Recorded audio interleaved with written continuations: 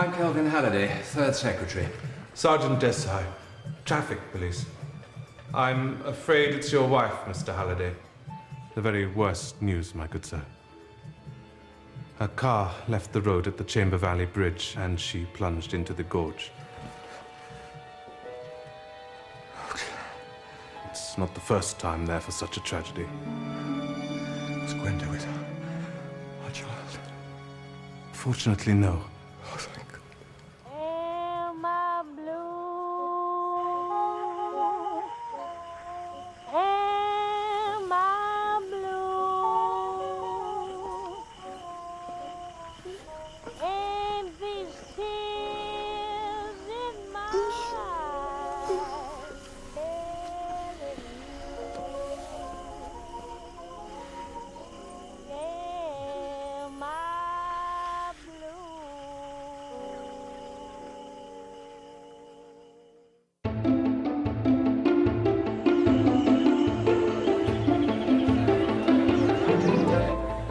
Telegram urgent.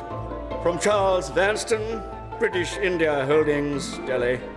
To Miss Gwenda Halliday, passenger SS Dominion, bound Southampton, England.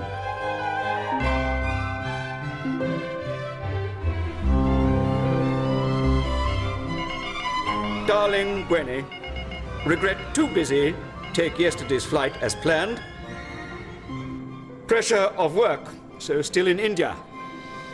Should have sailed with you, my precious, after all. Therefore, unable meet you, Southampton. Mr. Hugh Hornbeam, London office, instructed welcome and make final wedding preparations. So sorry. Gather Hornbeam, jolly good chap. Beg your pardon. Beg your pardon. Sorry. Desperately sorry not to share your first visit to dear old England. Your very own Charles.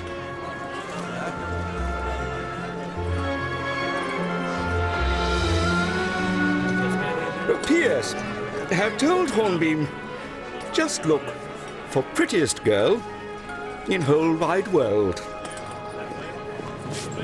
Ah, welcome to England, Miss Halliday. Oh, I'm so sorry. I'm so sorry. Oh, golly. Are you she? Are you him? Yes. Welcome to England, Miss Halliday.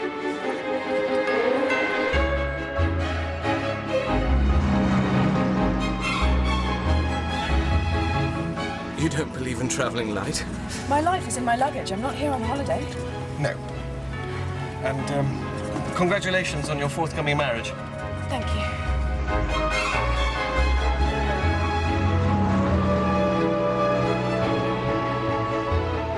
Where's best for our house? Charles would have a pied-à-terre in London, but for our family home, I want the ocean. Such sunshine as there may be, and views. I want England, Mr. Hornbeam. At long, long last.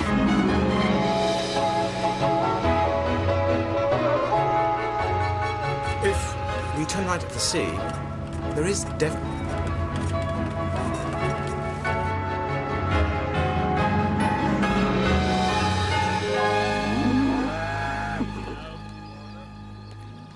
You won't find anything there. It's the back of Beyond. Torquay's a much better bet. No, I definitely think we should look in Dilmouth. I'm sure it's a charming place, but Torquay has a decent hotel and reputable estate agents. We'll get a list of suitable properties No. and... That way. But... Instinct. I always follow my instinct. Drive on.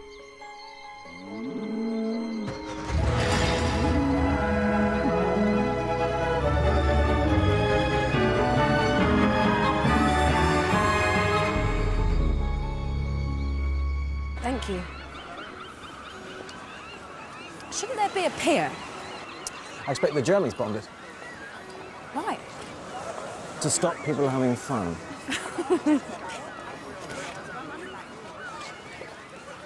Is England anything like you expected? I'm not sure what I expected. How long have you worked for Charles's company?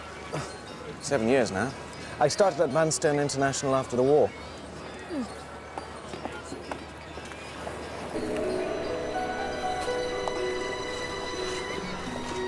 Unlock that for me, will you?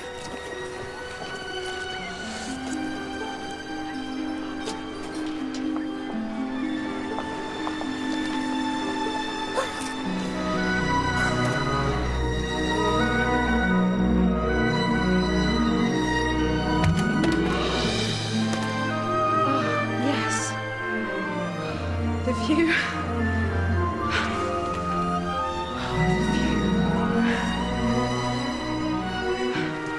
This would be our bedroom.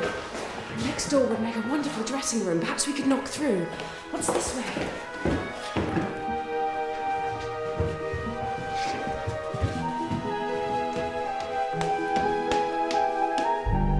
What's up here?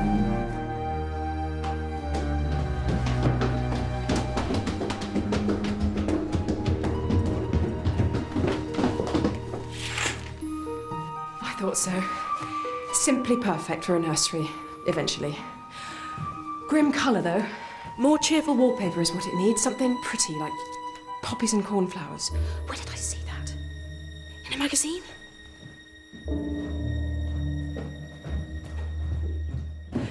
Feels like home already. This is my house. Fix it. Yes. Righty-ho. The Ellsworthies only moved out last month. Mr. Fane thought it'd be hard to shift. Oh, it's Mr. Fane's lucky day then, isn't it, George? What's the matter? Tell me, did someone die in this house? No. Yes, Did they? I expect they must have, miss. It's ever so old.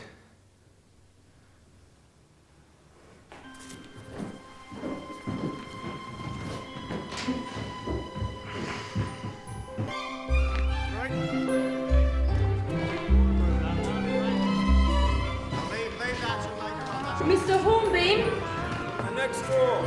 I'm coming through. It's the second time I've done that. It weren't in the original estimate, sir. Help me decide, will you? Well, I don't know. Oh, Mr. Sims, would it be possible to put a door between these two rooms in that wall? Don't see why not. Now, there's this for the hall. What do you think? Gosh. But is it too fussy? I hate fussy. Or there's this one. Looks fine to me. Really? Or are you just saying that? Well, I'm blowed. There's a door here already. It's been boarded over. You must be psychic. It's silly you're staying in a hotel tonight, isn't it? You could get yourself a camp bed and some blankets. I'm quite happy in the hotel, but if you're feeling nervous... No, it would just be more convenient, that's all. Do you need to telephone a wife or someone like that? Oh, no one like that.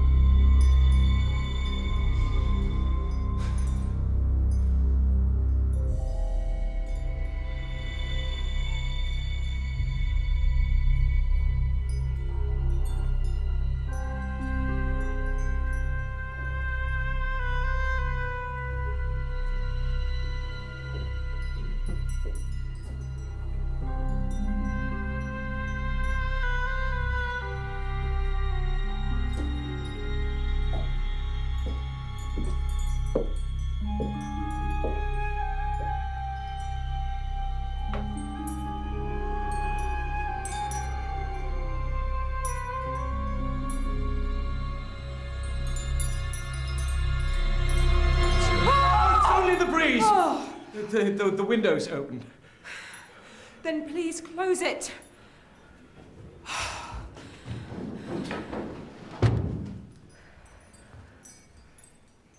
Can't you sleep? I thought I telephoned Charles.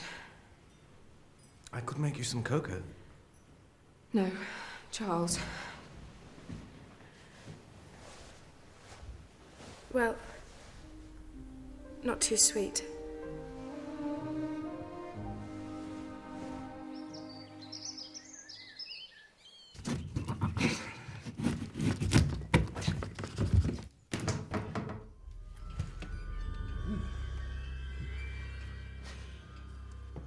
I got that nursery cupboard open for you.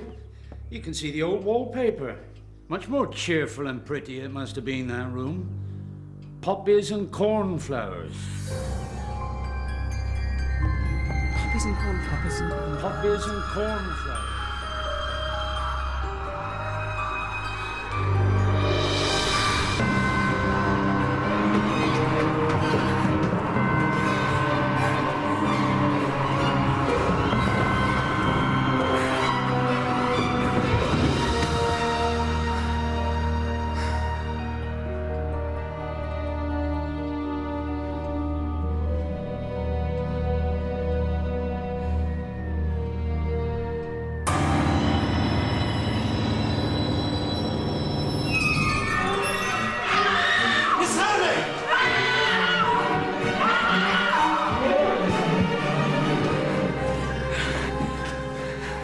Are you all right, Miss Halliday?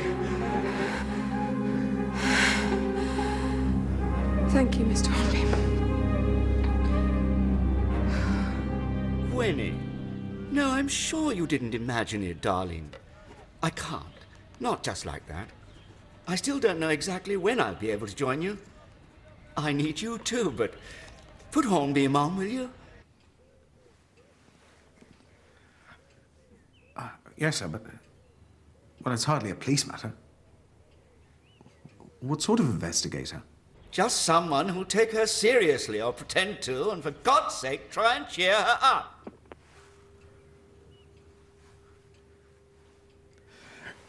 Let's go to the theatre. Rookery Nook's on, and I love a rollicking farce. I don't know about you. Yes, operator. St. Mary Mead 235, please.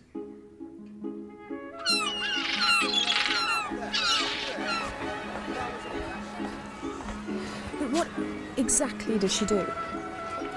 Solves things.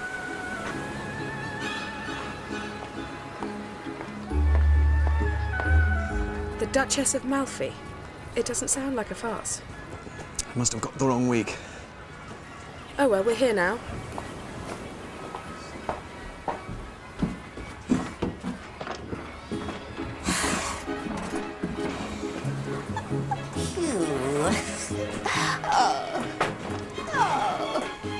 Are you well? Yes. How very nice to meet you, Miss Halliday. Hello. I'm Jane Marple. Pull, and pull strongly, for your able strength must pull down heaven upon me. But stay. Heaven gates are not so highly arched as princes' palaces. They that enter there must go upon their knees. Come, violent death, serve for Mandragora to make me sleep. Go tell my brothers when I am laid out, they then may feed in quiet.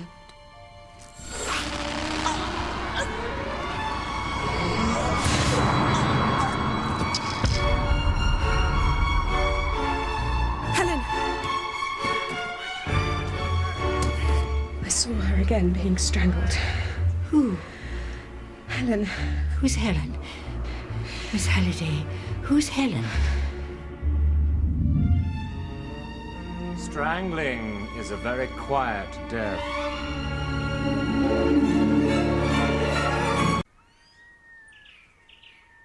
She was no older than 30, I'd say. What do you remember? Helen. Whoever she is or was, I couldn't see who was strangling her. Wonder what her furniture was like? Furniture? Here in the hall. Oh, there was a coat stand and a side table. A coat stand? Was there a coat? Or a hat? A woman's hat, pre-war style. May I know your age, Miss Halliday? 21. I think you saw a memory from when you were a child who looked through banisters, not over them, and whose nursery wallpaper was poppies and cornflowers. A child who saw a murder in this very house. I've never been in this house before. I've never set foot in England before now. There is that. Are you quite sure? Of course I'm sure. Breakfast's getting cold. Oh, your scrambled eggs are like rubber. I have advertised for someone. I didn't really train Do to go be... on, Miss Halliday. This is the first time I have been outside of India. My father, Kelvin, was a diplomat there. My mother died in an accident when I was a baby, and Daddy 2 years later of a heart attack. I do just about remember him, but it was his sister who brought me up. If it was a haunting, we could find out who owned this house from the solicitors. Well, it's a start. Will you come and see Mr. Fane with us, Miss Marple? You could give me a lift into the town. But what I really need is some wool.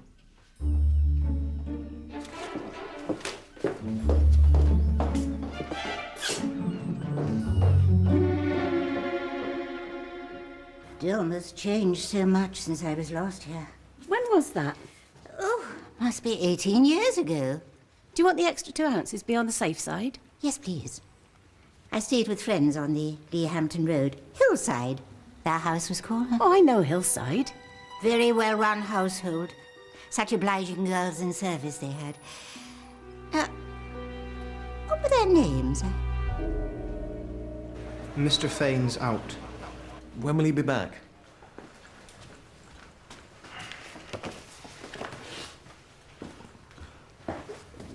All we want is a glance at the Hillside file. I'm meant to be tidying up. Oh, don't let us stop you. I don't like being watched. We'll close our eyes. Look, we don't have time to wait for Mr. Fane. I think it was in that filing cabinet there. Where should I look? Let's try H for Hillside, shall we? I really don't think it's a good idea, sir. Mr. Fane will be back soon. Oh, it won't take a moment, George. E, F, G, H. Ah, here we are. It changed hands in 1934 and was bought by... What?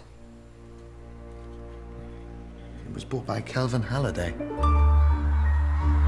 Is that your idea of a joke, Mr. Hornbeam? No.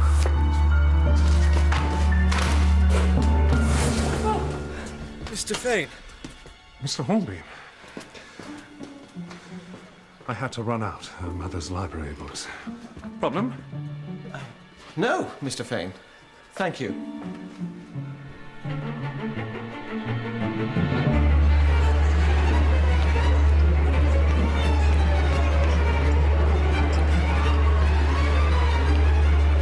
We were just coming to meet you. This is, Mrs. Paget, cook, housekeeper at Hillside in 1934. Darling Gwynnie, after all these years, you won't remember me, of course. You were such a lovely little girl. When Lily's about her other duties, I'd expect you to help my daughter. Poor little motherless mite. At least you bring her up in good old England, sir. You're still young.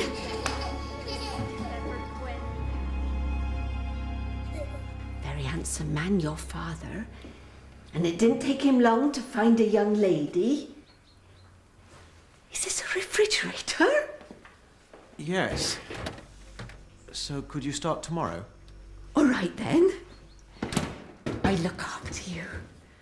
What young lady? I say lady. Helen were her name. Helen. Helen Marsden. Him a gent, her a theatrical.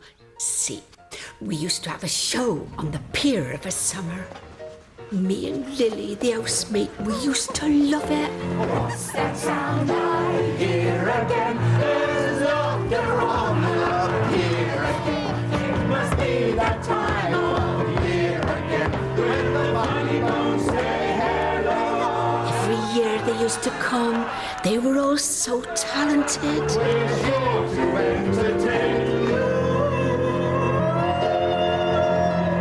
Jackie Affleck. Listen. You were a laugh. And he didn't just play the piano. He said, that's not a dog, that's a scrubbing brush. You were a scream. Line of laugh. Are you ready? You could never see how he done it. Little Evie Valentine. Don't know how she found the energy.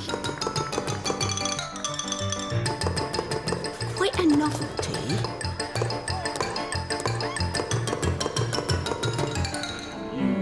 The Erskines were in charge of the funny bones.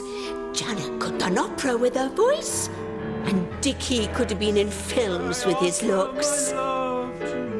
He were Lily's favourite.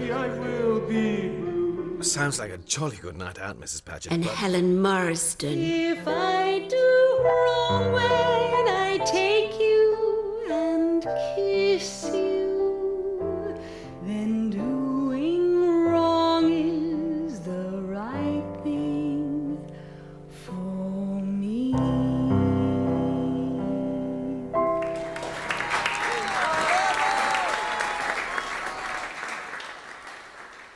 She and your father got engaged. I was never told any of this when I was growing up. I don't understand, Mrs. Paget. Did the three of us go back to India? Just you, but I think it's best you wear it from family. It's not far.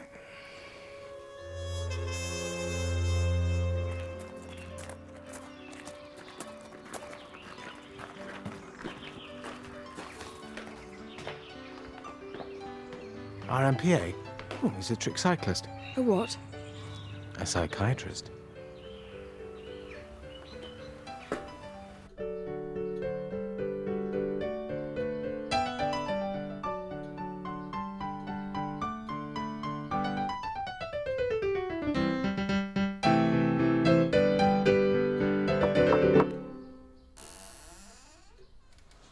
Yes? I believe you're my Uncle James. You're so like your mother. So like my dear Claire. Do you think Miss Halliday was somehow drawn to Hillside by her subconscious? Possibly. Unless it was what we psychiatrists call a coincidence. I'm so thrilled to see you again. Why was I sent back to India alone? Oh, Gwenda, where to start? Your mother and I were very close. Your grandparents died young, and I more or less brought Claire up. When she came of age, she took off to India to be a governess and met your father, married, and had you. And then he wrote, informing me of her death. Her car had gone off the bridge at the Chamber Valley Gorge. The following year, he wrote again from Dilmouth. He'd moved here with you and got engaged, rather too soon after Claire's death, to my mind, and to an entertainer. But I accepted an invitation to come down and meet them both. This is James Kennedy. James. Helen. Kelvin speaks so lovingly of your sister. Dear Claire. If I can make him as happy as she did. And we got on like a house on fire. I'd been looking for somewhere to set up in general practice, and Dilmouth fitted the bill, so I moved here. You weren't always a psychiatrist. No. I eventually realized it was the mind that truly fascinated me and not the body, and since the war... The mental wounds. What some of our chaps went through. After a few weeks, we became firm friends. Cheers. Kelvin asked me to be his best man. Here she comes. They were to be married in the morning. There was a little party. But there would never be a wedding. Don't be late tomorrow, or you'll never make an honest man of me. Kelvin went home to Hillside, and I came back here and fell asleep with a book. Then around dawn, Kelvin telephoned in a terrible state. He got up in the middle of the night and noticed that Helen's suitcase had vanished and some of her clothes. She wasn't at the digs where they were all staying, and nobody knew where she'd got to. We waited and waited outside the town hall, but she never came. Kelvin was devastated. He took to walking for hours on end every day up on the cliffs, trying to find some sort of answer for himself. And then she sent him a postcard from London. No address, no explanation. It just said she was happy and not to look for her. The police found it at Hillside after they'd discovered his body at the foot of the cliffs. I'm so sorry, Gwenda. You were sent back to your aunt in India, and we agreed you need never be burdened with the true circumstances of your father's death. Do you have a photograph of Helen, by any chance? Yes. Yes.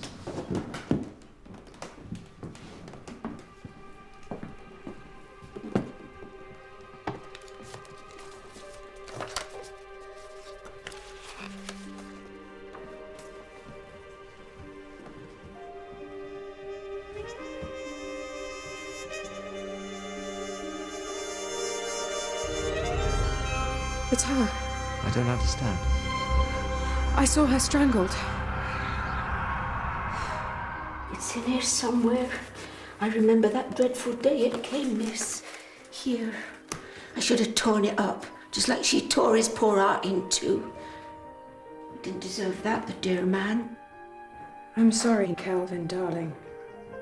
Please don't ever try to find me. I'm happy now. Helen.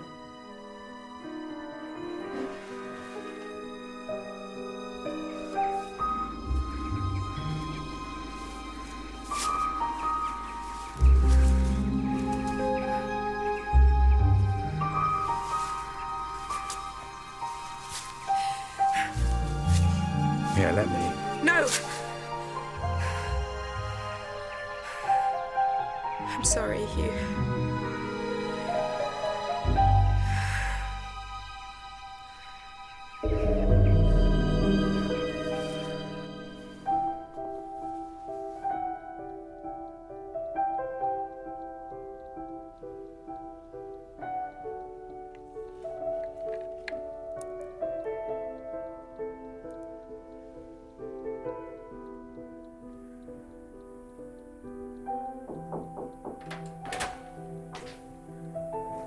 It's me.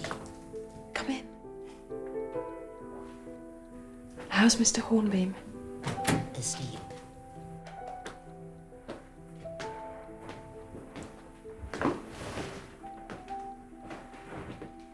It's all I have of my mother's. Lovely. I promised myself I wouldn't wear it until my wedding day.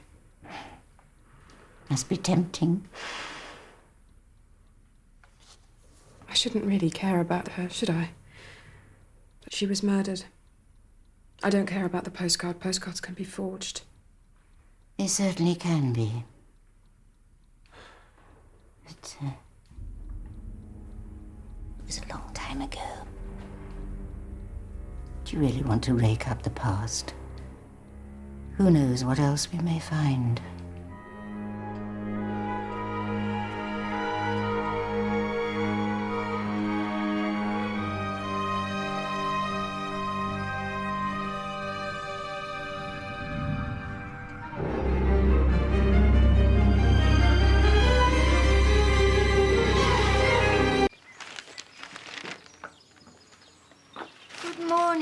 Good morning.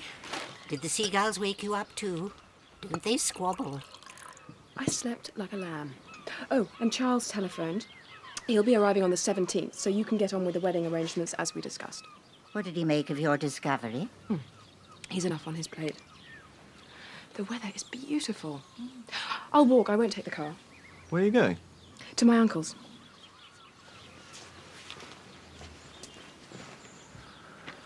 God's in his heaven and all's right with the world. I don't think. Did she say anything to you about the possibility her father... Her father committed suicide because he'd murdered Helen. Not yet. Tea? You sure you don't prefer a glass of fresh cold milk straight from the refrigerator? No, thank you. Where was I? Miss Marsden. We rubbed along all right, but you were a gentleman and she weren't, if you take my meaning. But she were wonderfully loving with Gwenny. So good with her, I'll say that, even though she won her own. Class will out though, wasn't it? She got a little bit above herself, is my opinion. Even ticked off Mr. Halliday for putting the engagement announcement in the Times rather than the Dilmouth Messenger. He read it out so proud, and she said he'd gone all stuffy and stuck up. Was she here a great deal? Most days, and, well, I don't suppose it matters now. Quite often, nights too. I were a bit disappointing him for that. There are standards, engaged or not. No surprise to me when she ran off. I heard them rowing that night. She was supposed to be at her digs. She turned up here. Darling, calm down. I'm not going to see him. Well, I am. If you think I can just stand by and let her up... Madam, you're weak, Gwenny. Darling! Next thing I knew were all that kerfuffle in the early hours when he found she'd done a bunk. Helen? She's nowhere, sir. Perhaps she's been... Lily! Stranger things have happened. Lily just wouldn't let it lie. What did Lily really think had happened to her? That girl? Reckon Mr. Halliday had done her in and buried her in the garden. Too much Boris Karloff down the picture house. Said she'd seen something very odd indeed, Mrs. P. What? Who cares? I didn't want to hear her nonsense, silly mare. Do you know where Lily is now? Sorry. Dreams can mislead as well as inform. Your father and your mother and Helen have been whizzing around your consciousness like dodgem cars, bumping into each other and throwing off sparks. But a spark, however vivid, is not enough to see clearly by. So you don't think my father murdered two women? Well, anything's possible, but... You know, Claire died when her car went off the bridge. And you've seen Helen's postcard. But I recognised Helen from the photograph. It was her I saw strangled. Bump. Sparks again. I'm not saying you didn't see what you saw, but perhaps Helen's been what we call projected onto your memory. And before we jump to conclusions about your father, we need some solid facts, don't we? Yes.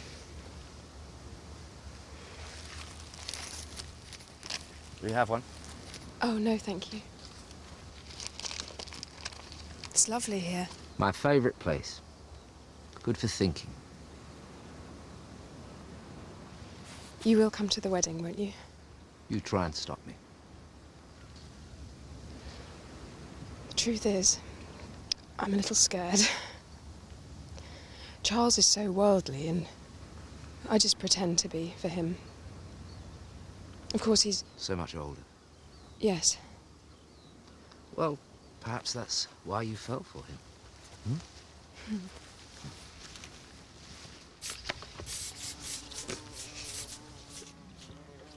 It's a peace rose, isn't it, Chief Inspector? Can't have green fly disturbing the peace. Serious offence. Hit them hard.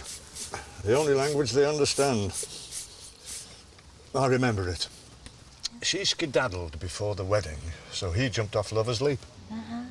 You never had cause to doubt that version of events? Nope, open and shut. Nothing odd? Unless you count Gunga Din. Hmm? The night Helen Marsden ran off, there was an Indian gentleman seen near the floral clock at about 1:10. You do mean? Actual time, not where the nasturtiums are planted. What was he doing? Nothing. Heads turn now if an Indian's seen walking along Dilmouth Prom. Back then, Mrs. Fane thought she'd be murdered in her bed. Mrs. Fane? Any relation to Walter, the solicitor? His mother. Ah. She reported it the next day. Funny old stick. I think she keeps him on a bit of a tight leash. Now, if you'll excuse me, I retire on Friday, and I've got a speech to write. Huh?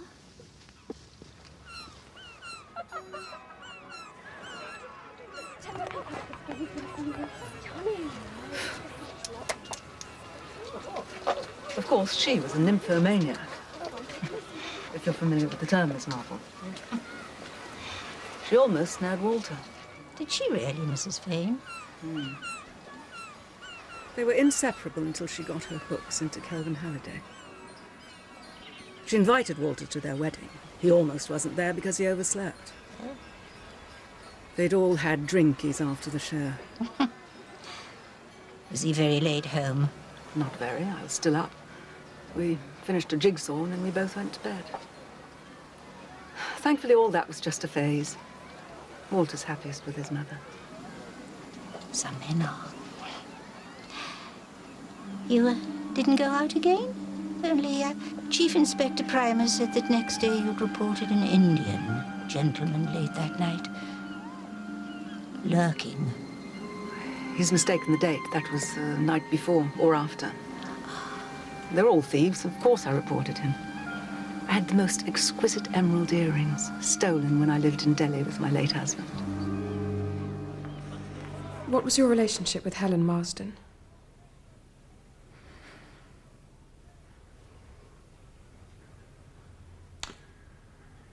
I loved her.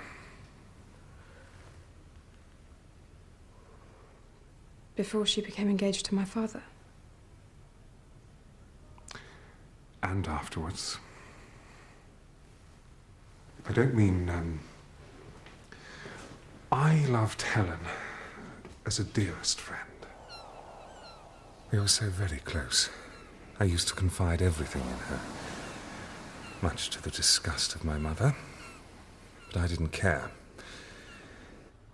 Helen was so understanding of how beguiled a shy country solicitor was by her world.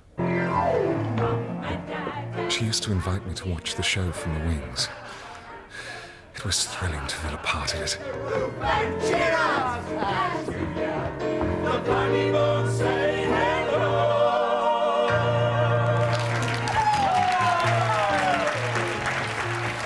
It may not have been the London Palladium,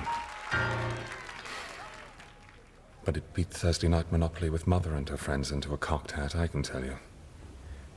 Did she ever talk of her family? The Funny Bones were her family. And on that last night, I felt like one of the family too. Old Lionel and Dickie, Jackie, Janet, and little Evie Ballantyne. Oh, Jackie. There she was, Ben. But there was a feeling of sadness. We knew that Helen leaving would change everything. Fellow artists, loyal fans, we've packed our grease paint, our trunks, and we go our separate ways until next year. Except, of course, our wonderful Helen, who has chosen married bliss ahead of a life trudging the boards. Bravo. Still, no hard feelings, Holiday. Thank you. The toast is the Funny Bones. Funny bones. Funny bones. I went home, feeling a little sad. Do not pass go and autumn beckoning. George, where's that tea? Bloody hell.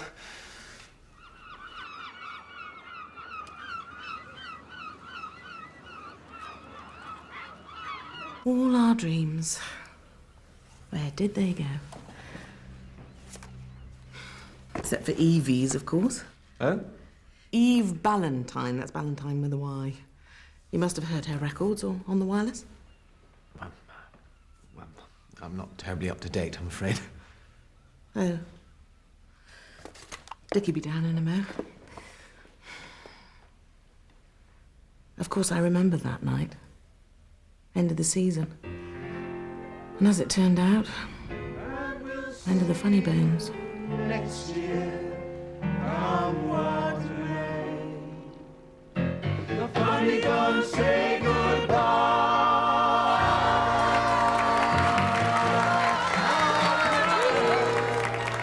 Toast is the funny bones.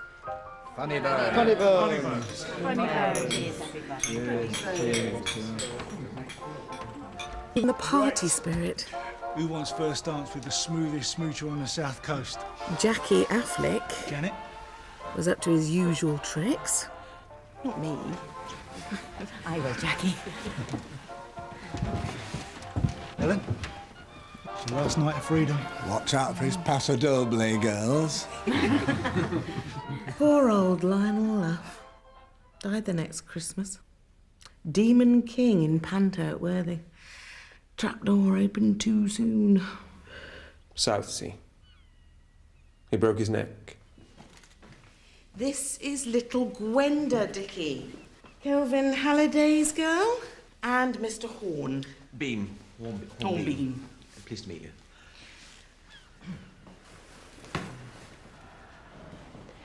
You said it was the end of the funny bones, Mrs. Erskine. Well, by the next summer, things had changed for us, hadn't they, dear? And on that last night, I had some news for him. Dickie. Dickie. What? I'm pregnant, dear. We couldn't run a company and bring up a baby. Ooh. Actually, this is our George. He's 18 now. You're George? We met him through Mr. Fane when I bought Hillside. Charming lad. Yes. Dickie thought that Walter would never take him on, but I said it was worth a try, and he's doing jolly well. Did you see my father later that night? Yes. He was frantic.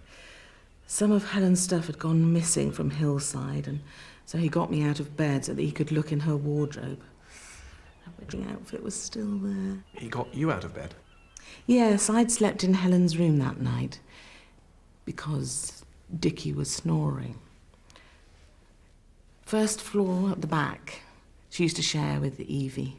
This used to be the Funny Bones digs when it was Mrs. Finderson's. After the war, we had to adjust. Medals don't pay bills.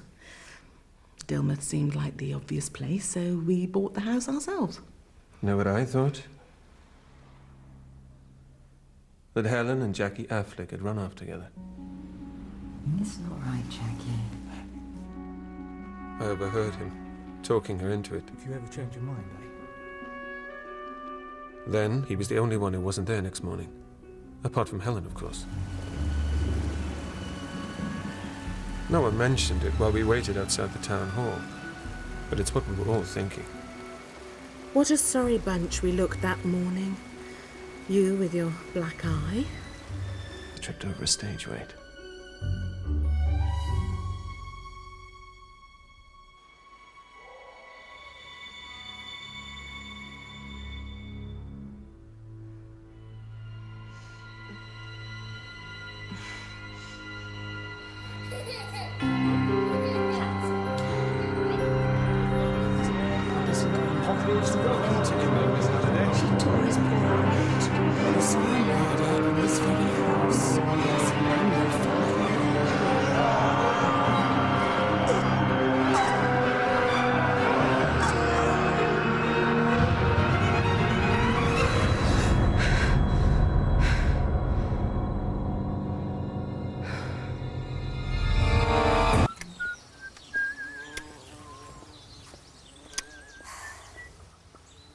Is it left at the top of the lane for Dr. Kennedy's, all right? Miss Marple, still sleuthing? I hate an unsolved case. There was no case to solve. Possibly not. Left all right? Have you found out something? Well, yes and no. It's all terribly confusing. An Indian man on the promenade. A young bride's missing trousseau. funny bone in the wrong bed, of course. Was this really sent from Helen Marsden? It's left. Oh. Thank you, Chief Inspector. Happy retirement.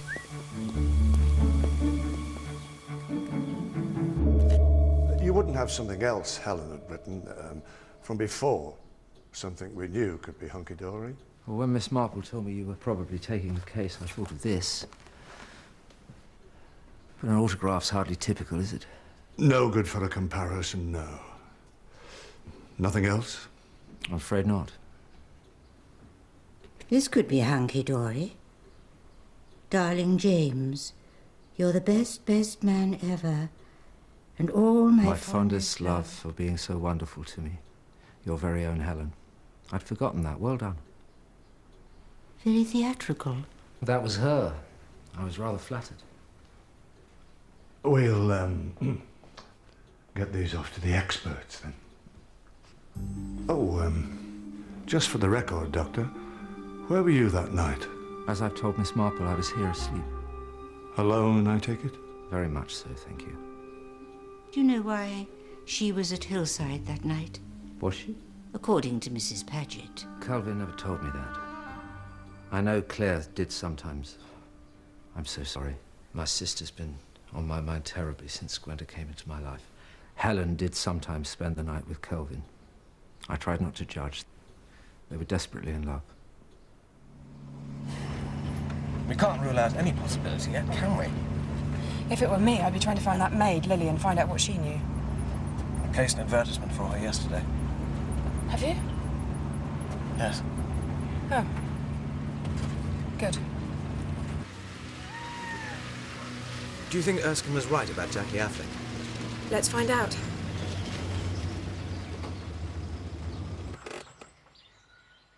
He's done well for himself. That was my Dorothy. Her first husband was Dougal's Biscuits. I met her in Nice when she was a very merry widow. And Bob's your uncle. God rest her soul.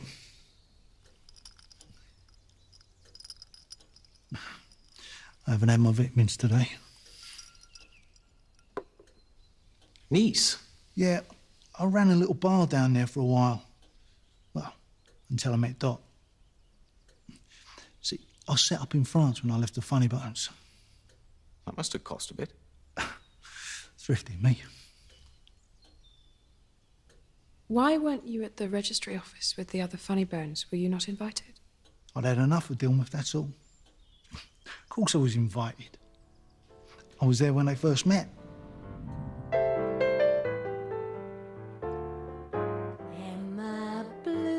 We were rehearsing a new number when he wandered in. With you in his arms.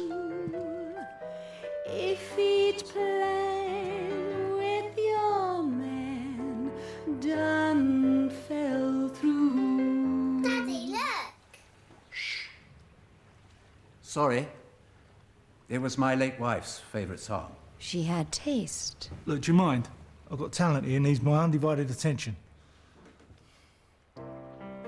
There was a time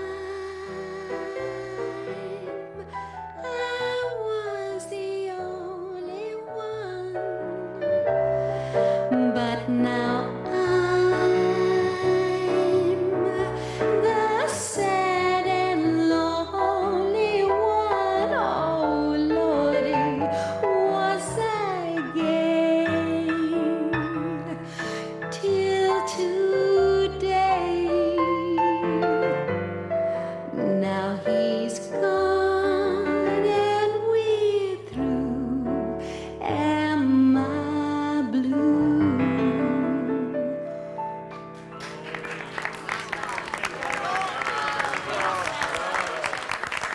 You were asking me about the last night.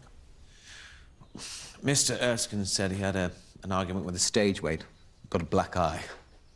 Did he? Did he really? It was my fist. You see, Erskine and me, we never really hit it off. And things came to a head on it last night. Who wants first dance with the smoothest smoocher on the south coast? Janet? He knew his missus was just playing hard to get with yours truly. Not me. I will, Jackie. Helen? It's your last night of freedom. To be honest, I thought if I played my cards right. Enough's enough now, ladies. I'm cutting in. Helen, here! But she wouldn't play ball. Where are you going? What about me, Jackie? Won't I, dear? Oh, come on, it's such a lovely song. Please, Jackie. Just get off. You said something to her and she was gone. See you in the morning. Jackie, please. Evie, I've got enough bad habits and so have you. Now get off! Evie'd been after me all season. Sad, really. Affleck, you are... And then... Bus! Why did he attack you? Search me. I didn't hang around to ask. I left him on the floor, went back to the digs. Got stuck into a bottle of malt with Lionel Luff. Long gone now, of course, old Lionel. Can you think of any reasons for Helen's disappearance? Maybe she was murdered. Have you thought of that?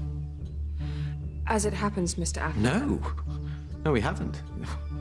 Go on. Well, if you ask me, Erskine bumped Helen off. Why? Because the funny bones were his life. We've packed our grease paint, our trunks. He knew she was our biggest draw. And we go our He reckoned her marry him was going to break us all up. Except, of course, our wonderful Helen, who has chosen married bliss ahead of a life trudging the boards. Bravo.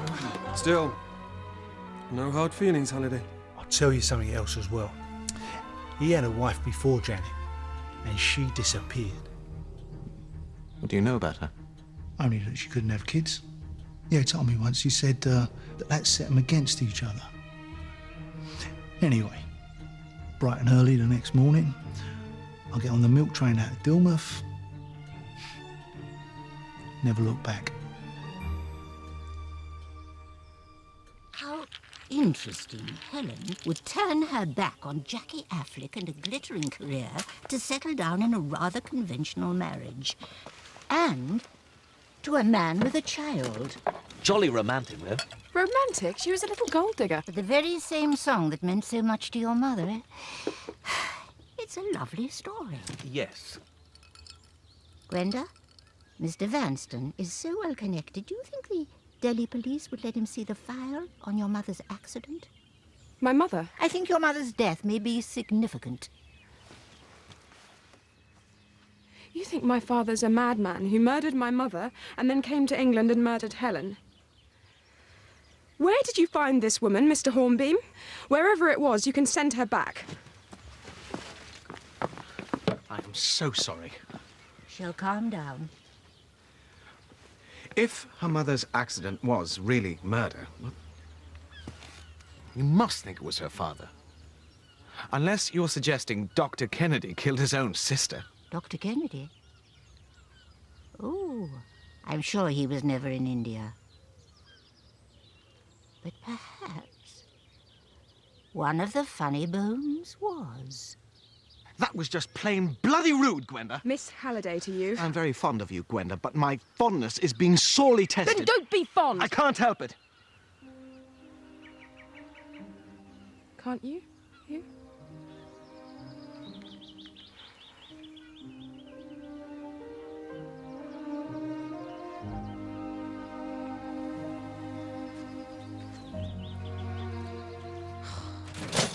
So, George was 11 when you came back to Dilmouth?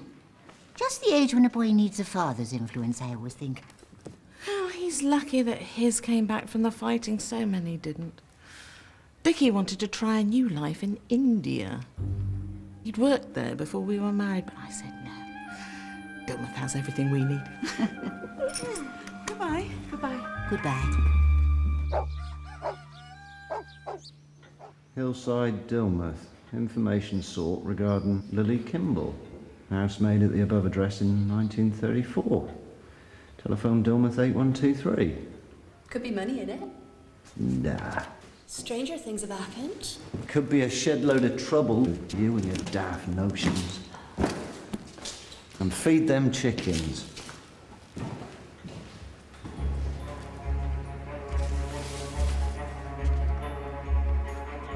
Dear Dr. Kennedy, please can you give me advice, because you are a professional gentleman, What to do about enclosed? What was in the paper? After all this time, I don't know what's for the best. If you can advise, I will visit tomorrow morning and oblige. Yours respectfully, Lily Tutt, as was Lily Kimball, housemaid at Hillside. At last we could be getting somewhere.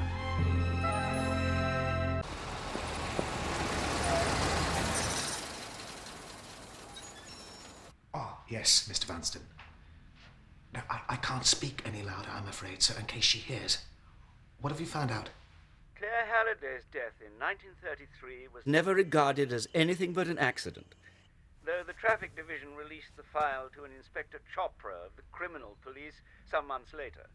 Hornbeam, is this secrecy strictly necessary? Believe me, sir, it could make all the difference to your future happiness. Could you find this Inspector Chopra? And I'll be wiring something very important through tomorrow. Thank you. The Palladium. Confirming Eve Ballantyne with a Y will see us after the show. Do this up for me, will you? I'm giving it an outing before the big day. My whole flat would fit in this suite. How do you manage? Well, if I feel cramped, there's Kensington Gardens. Any spare time from Vanston International, I do the Geological Museum. Rocks? No, it hadn't been for the wall. It's what I studied. But with my mother left alone with two much younger brothers, isostatically depressed outwash deposits wouldn't have put bread on the table. Before we go back tomorrow, Hugh, do you think if there's time we could see Buckingham Palace and Big Ben? Oh, and is Windsor Castle very far? Well, I don't know, do I?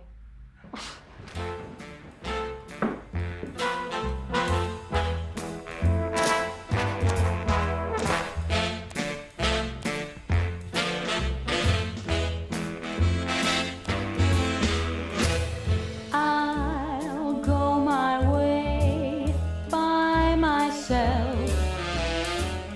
This is the end of romance. I'll go my way by myself. Love is only a dance. I'll face the unknown. I'll build a world of my own. I'm by myself alone. Chocolate, dear.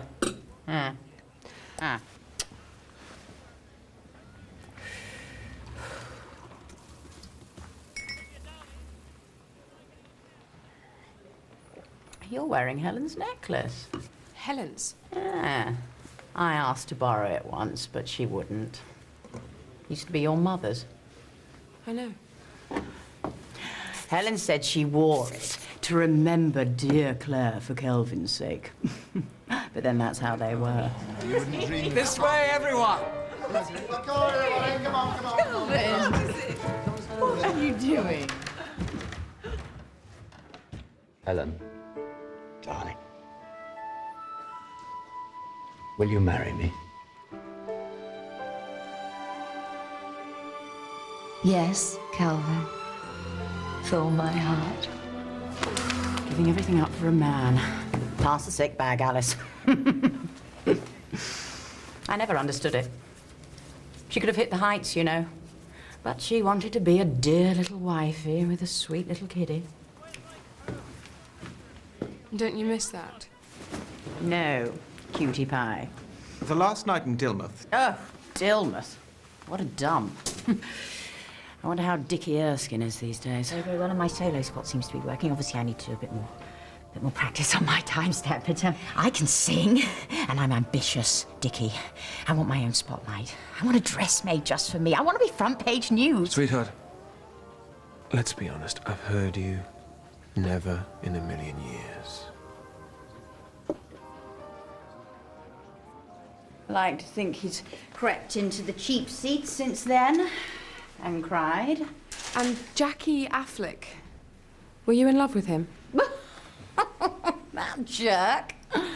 Give me a break. Why? What's he been saying? Tears at the last night party? Oh, well, I was sentimental back then. And it was the end of the funny bones. I knew I was leaving Dilmouth to take the long, hard road to stardom. Do you remember anything unusual happening that night? Oh, well, there was Walter Fane, I suppose. I got back to the digs, and there he was.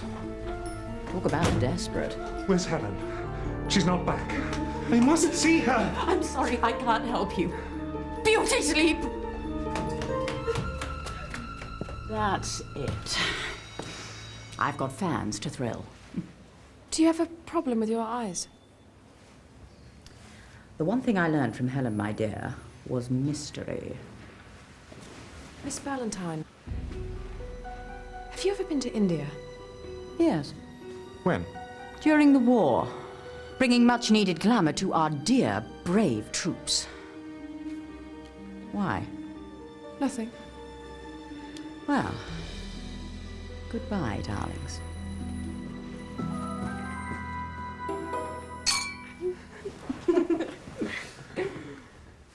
I'll tell you one thing.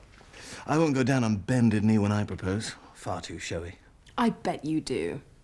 I'll check up on you when you're engaged. The day we met, there was a fork in the road. And I wanted to go one way. And I said, I always follow my instinct.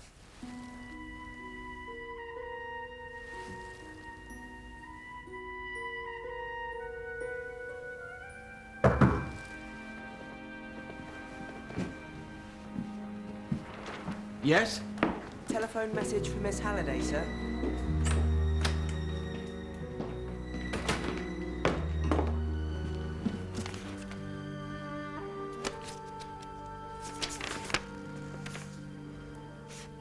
Miss Marple, Lily's been in touch and they're meeting her in the morning. Early start then. Early start.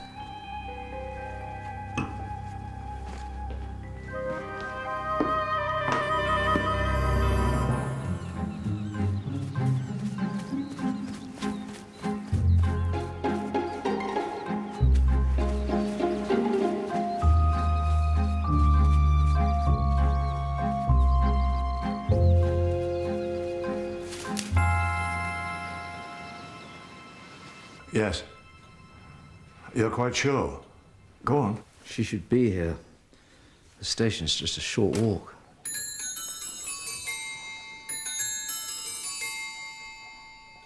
Do you need another aspirin? No. How's Charles this morning?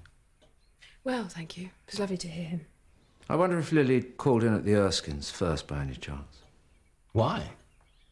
It's just I bumped into Dickie in the street. Said she was coming to Dilmouth. He remembered her well. A loyal fan.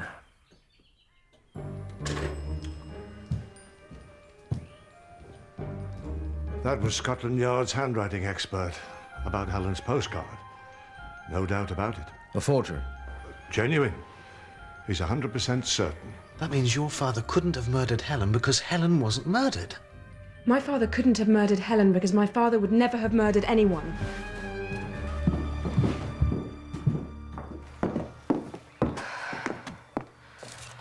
Helen was strangled. I saw it.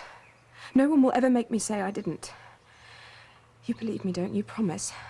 I believe you saw a murder, Gwenda. I promise I do. And I can't believe my father would kill himself.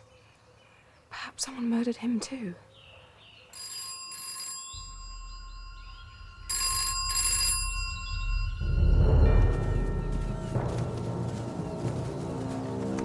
Strangled. I won't be retiring Friday. This isn't the way from the station. Not from Woodley Bolton Station, no. But it is from Matching's Holt. I told her to get off at Woodley Bolton. And to be on the 10:30 from Coombe Lee. But according to the ticket collector at Matching's Holt, She was on the 9:30. Why?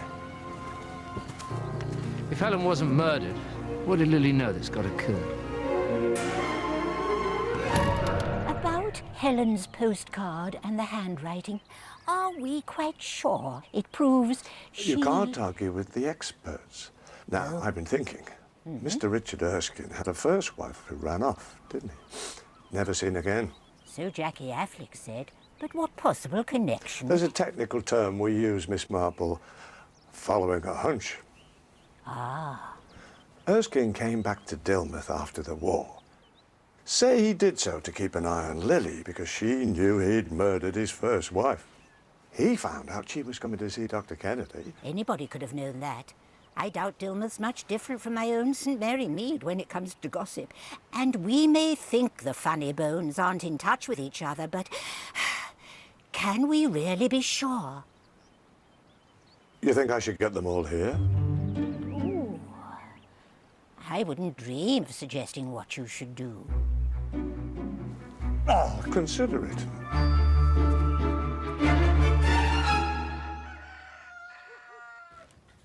He's the only funny bone Lily had a photograph of. Why not? We know he was her favourite. Mr. Tutt, did Lily often talk about her time at Dilmouth, in Hillside? No.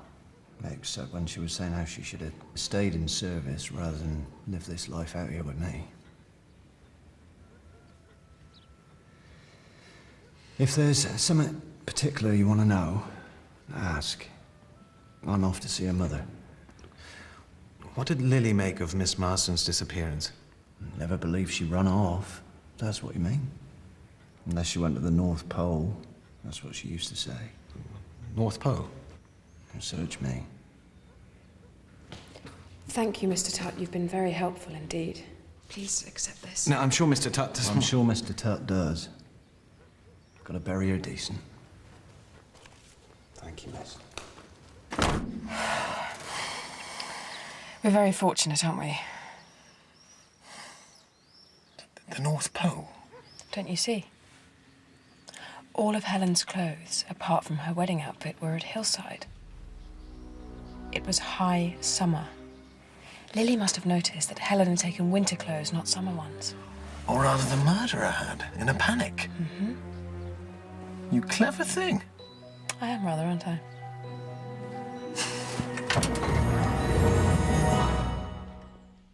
I do think the police might wonder, you see.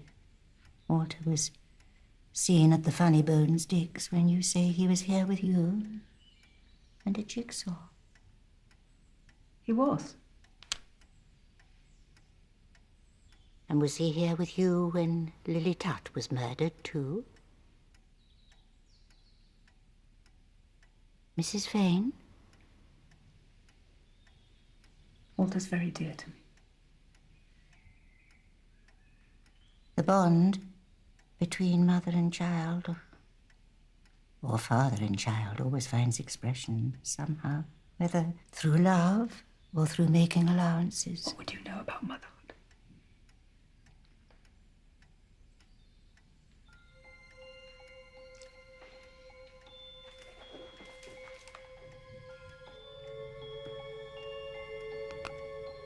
Is that Carly? Yes, Carly. A dark and terrible mother.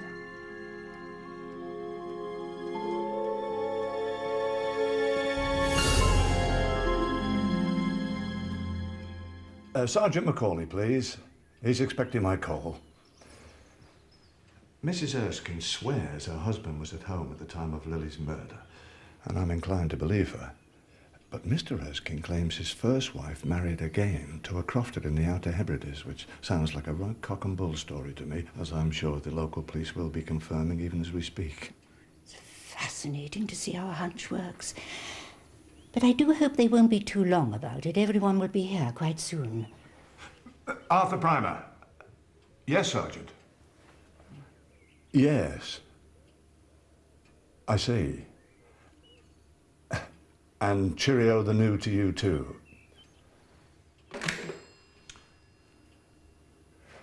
Mr. Erskine was telling the truth. First wife alive and kicking, with second husband and 6 kids. 6 children? And 50 sheep. Dilmouth? Oh, yes, yes, if I must.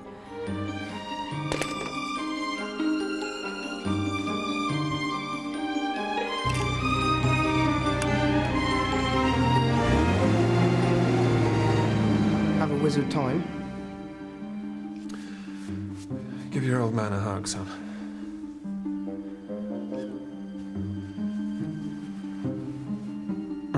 George, you're on my foot. Oh.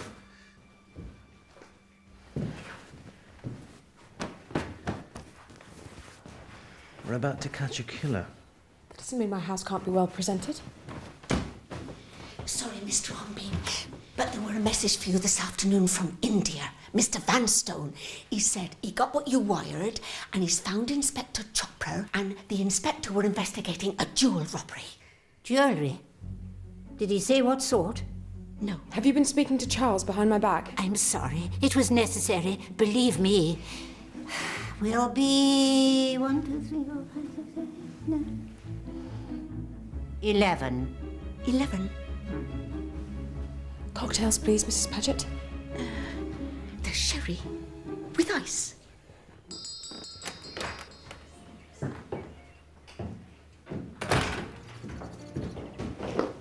Ah, Dr. Kennedy, they're in there.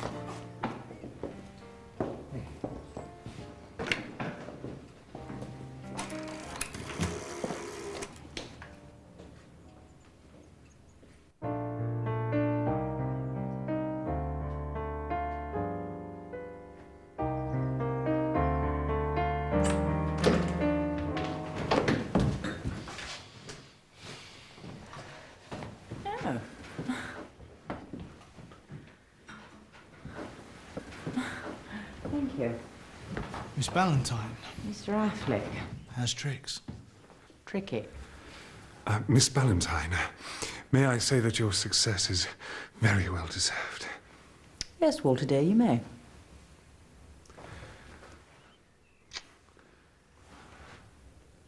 Oh, Dickie, look at you. Do you know what time it is here, madam? I'm not exactly sure, but I imagine it's dreadfully late.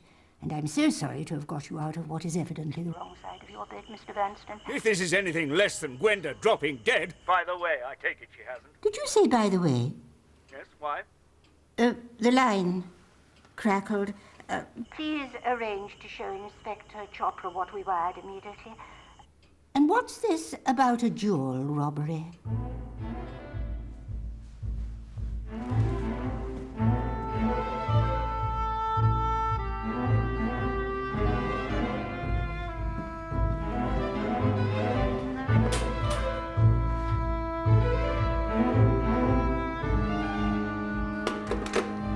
Extraordinary.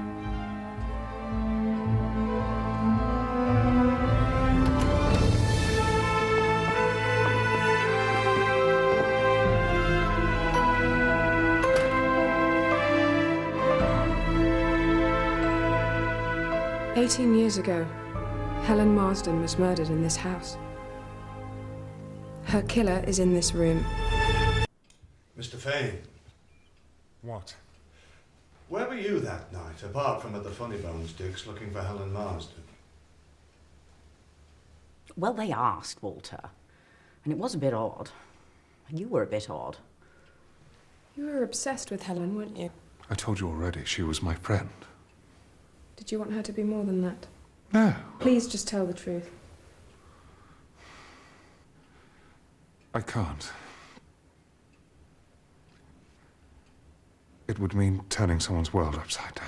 Your choice, Fane.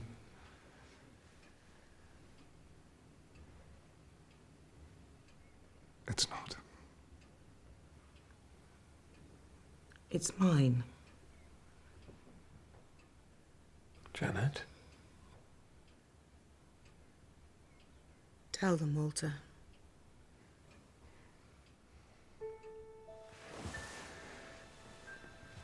At the goodbye do, I realized I couldn't let Janet leave without a very private goodbye. I went to her dressing room, but I heard Dickie coming, so I had to hide.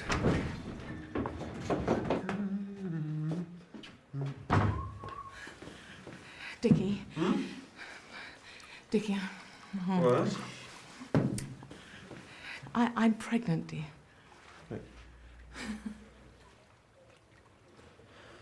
How can I keep a company running with a child on the way? You stupid, bloody woman! I was as shocked as he was. But I just knew somehow when I overheard. Are you saying Fane? Yes. He is George's father. Walter! Oh, Dickie. You've always known, haven't you, somehow, that George isn't your son? Yes. Because it wasn't your first wife who couldn't have children, was it, Mr. Erskine? She's married 6 with her second husband. It was you.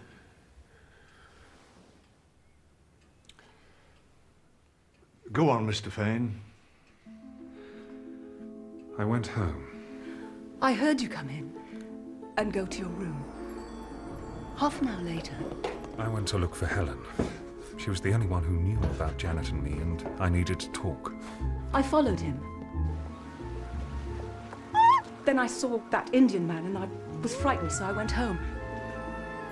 I was waiting at the Funny Bones digs. Where's Helen? She's not back. I must see her! I'm sorry, I can't help you. Which is when Miss Ballantyne saw me. Walter, I'm sorry. Oh, how could I ever have thought you? My own child. You were always such a gentle boy, you could never kill anyone. Oh. Look on the bright side. You never thought you'd have a grandchild.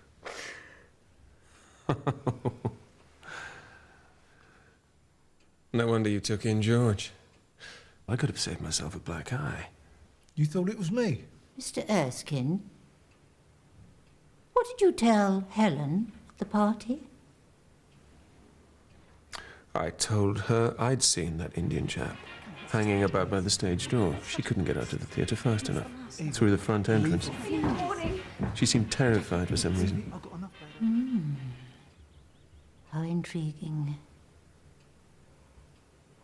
Sorry. Do go on. Nothing much to tell except taking a swing at Affleck. When you hightailed it out of Dilmouth in the morning, I assumed you had a guilty conscience about Janet. Maybe the guilt was about Helen. Oh, come off it. You had just failed to get your way with her at the party. I know, but, look, I went back to the digs. Honest. And then for the rest of the night... This places me in a very difficult position, professionally speaking.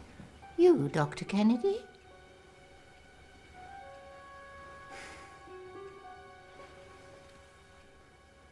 Oh, well, if it's the only way. Jackie couldn't have killed Helen. No, now we've all got to tell the truth or you'll be in a tight spot. We were just kids. It was bad enough for me in the bar. Who wants first dance with the smoothest smoocher on the south coast? I will, Jackie. And then it got worse. I want to be front page news. Sweetheart, I've heard you never in a million years. I've got enough bad habits inside you, now get off!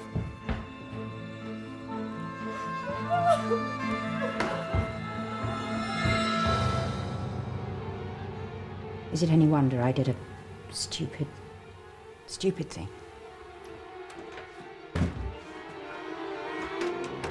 She was in my room. God knows how many of those pills she'd taken. But I got her into Lionel Luff's old jalopy and I took her up to see the doc. I gave Miss Ballantyne an emetic. And when she was rid of the worst, I sat with her until close to dawn while she slept it off. Why didn't you take her to the hospital? The pills were Benzodrex. Illegal drugs. Well, I needed a lift, darling. Have you ever tried playing xylophone and tap dancing at the same time? Who supplied you? Someone who liked his vitamins, Mr. Affleck. And made enough on the side to open a little bar in France. Yes. It was a nice little earner. Helen knew all about it. Well, if you ever change your mind, eh?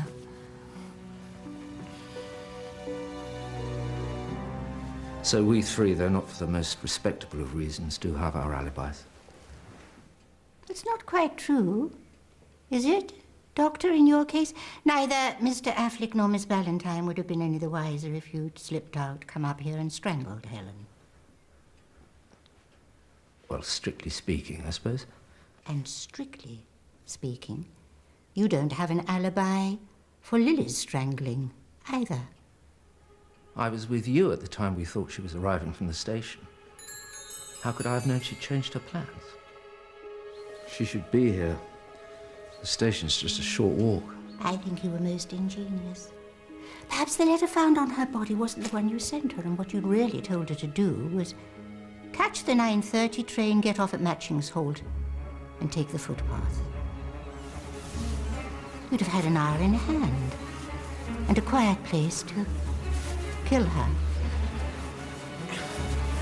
And substitute a letter you'd never posted which specified the 10:30 train and Woodley Bolton station.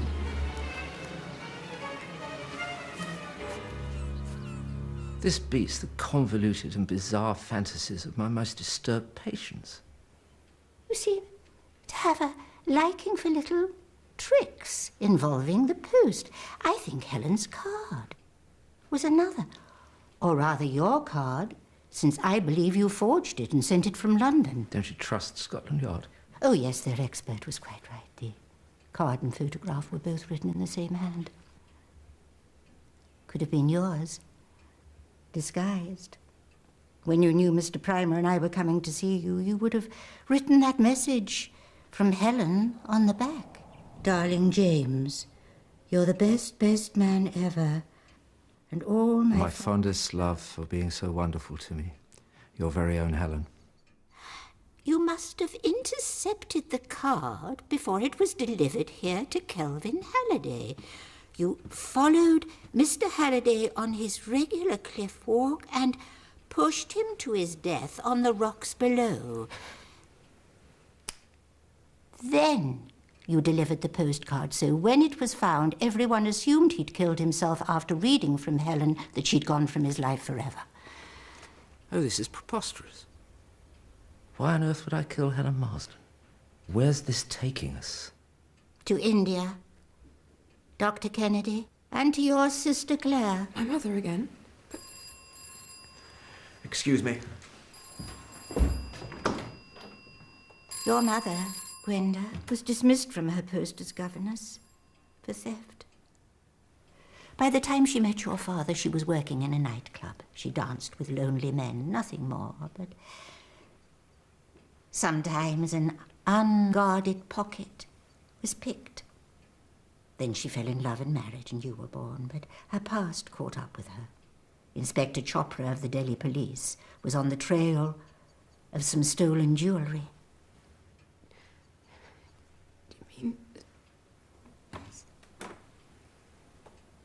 What's this to do with the murder of Helen Marsden?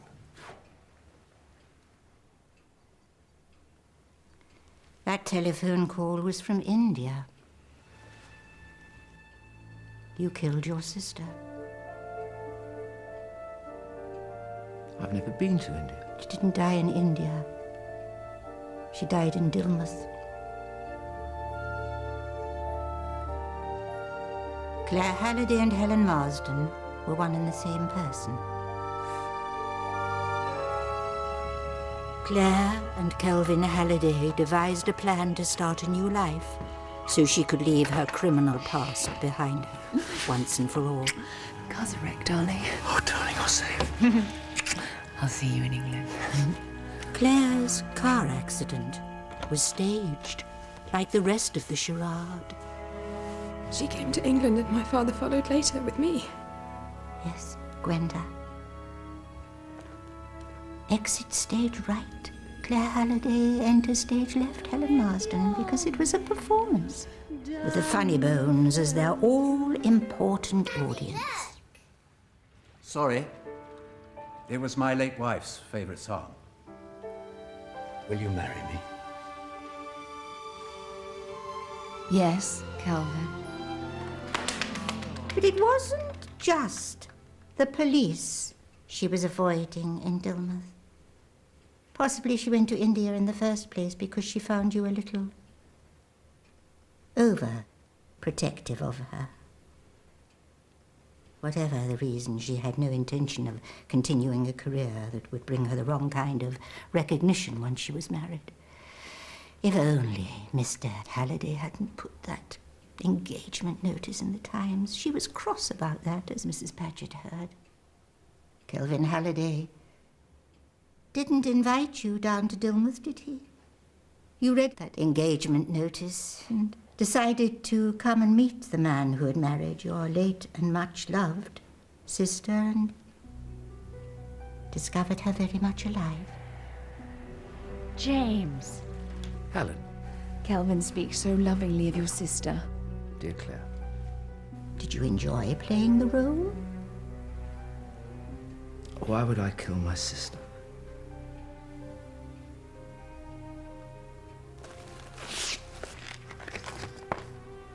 Darling James, oh, my fondest love, your very own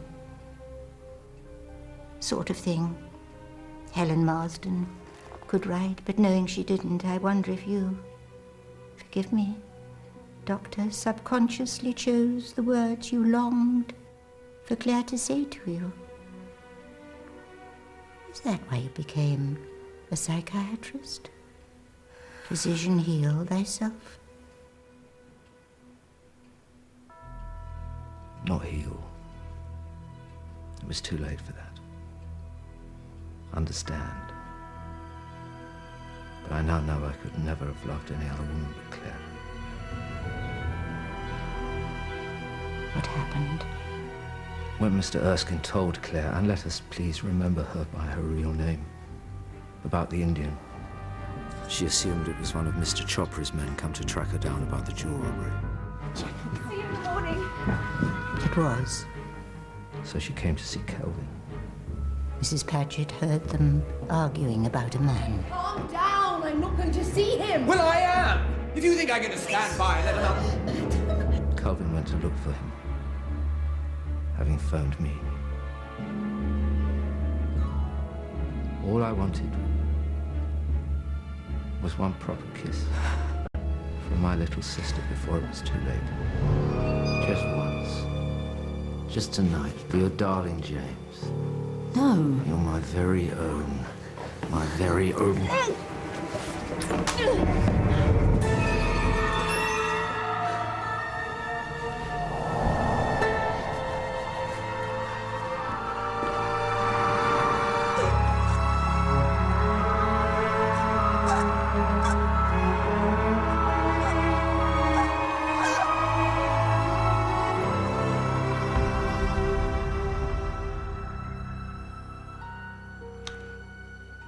Constable.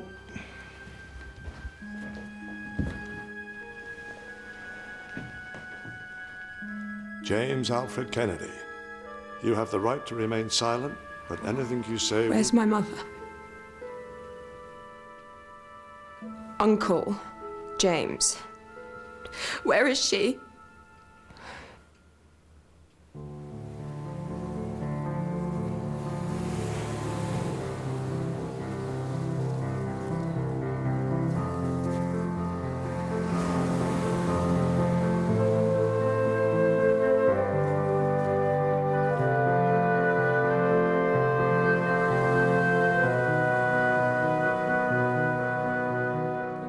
Mrs. Bunner Baker's wife?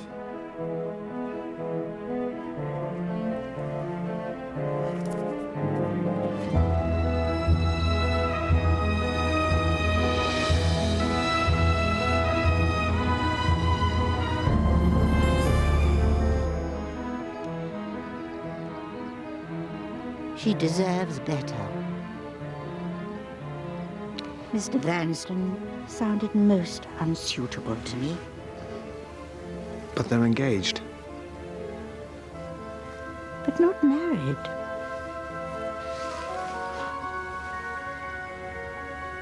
Yet. Instinct.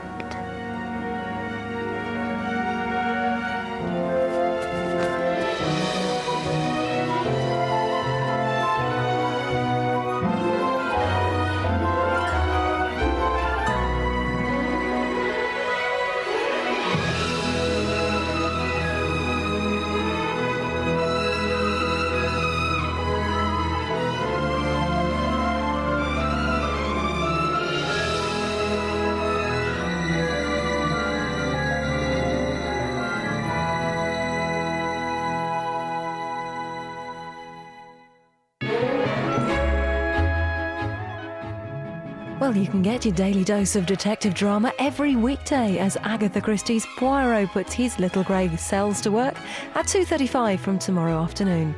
And don't forget, the home of great drama from here and the US is ITV3, so make sure you investigate there too.